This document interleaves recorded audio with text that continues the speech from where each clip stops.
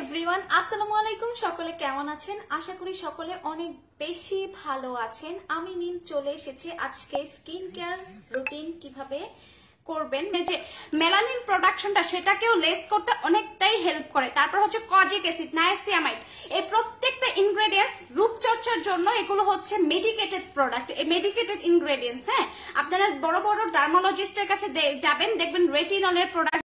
আমাদের এই নাইট ক্রিমটা আপনারা এক একটা নাইট ক্রিমে যে কত কত ইনগ্রেডিয়েন্টস পাবেন যেগুলো অনেক বেশি এক্সপেন্সিভ, বাট আমরা চেষ্টা করেছি সেই ইনগ্রেডিয়েন্টস গুলো একসাথে করে আপনাদের হাতের নাগালে দিতে, যেন আলাদা আলাদা করে সেই ইনগ্রেডিয়েন্টস গুলো আপনাদের ইউজ করতে না হয়।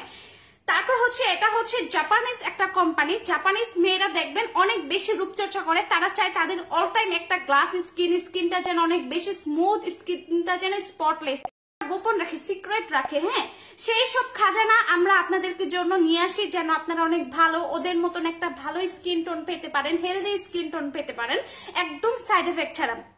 এই প্রোডাক্টটা আমি জাস্ট আপনাদেরকে ইউজ করে দেখাবো। আমি রেগুলার এই প্রোডাক্টটা ইউজ করি, ট্রাস্ট মি, এটা হচ্ছে আমার পছন্দের শীর্ষে। রিসেন্টলি এটা আমার পছন্দের শীর্ষে।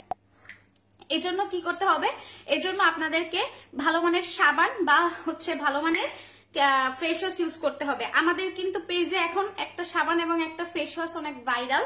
আমার ভাইরাল সাবানটা তো দেখাই দিলাম, জাদুর সাবান। আর ভাইরাল ফেস ওয়াশটা হচ্ছে এই যে, আপনারা প্রথম কয়েকদিন একটু বেশি বেশি করে ইউজ করবেন, যেসব জায়গায় স্পট সেই সব জায়গায় আরো বেশি করে ইউজ করবেন। এটা একটু ভাসা ভাসা করে ইউজ করলে দেখা যায় একটু কাজ বেশি হয়, বেশি করে ইউজ করবেন। এটার মধ্যে কোয়ান্টিটি অল্প দেয়া নাই, অনেক কোয়ান্টিটি দেয়া আছে। আর এটা হচ্ছে পুরো একটা মাখন। মাখন বলতে কি পুরো মনে চাইবে খায় ফেলে, এরকম একটা মাখন। হ্যাঁ, এই প্রোডাক্ট গুলো আমার এত বেশি পছন্দ। আর এটার মধ্যে 30 গ্রামের প্রোডাক্ট, অনেক কোয়ান্টিটিতে আছে। এই মাখন গুলো দেখলেই মন চাইবো আপনাদেরকে খায় ফেলি, ভরসা করবে। হ্যাঁ, এটা হচ্ছে জাপানিজ একটা প্রোডাক্ট, জাপানি মেয়েদের রূপের রহস্য বলতে পারেন, জাপানি মেয়েদের রূপের রহস্য বলতে পারেন। এটা জাপানি মেয়েদের রূপের রহস্য হচ্ছে আমাদের এই নাইট ক্রিমটা। এটা হচ্ছে সিক্রেট বিউটি। হ্যাঁ, এটা ওরা অল টাইম শো করতে চায় না।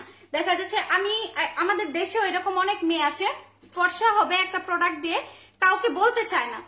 আমি এরকম গ্রুপে অনেক পোস্ট দেখছি এবং আমি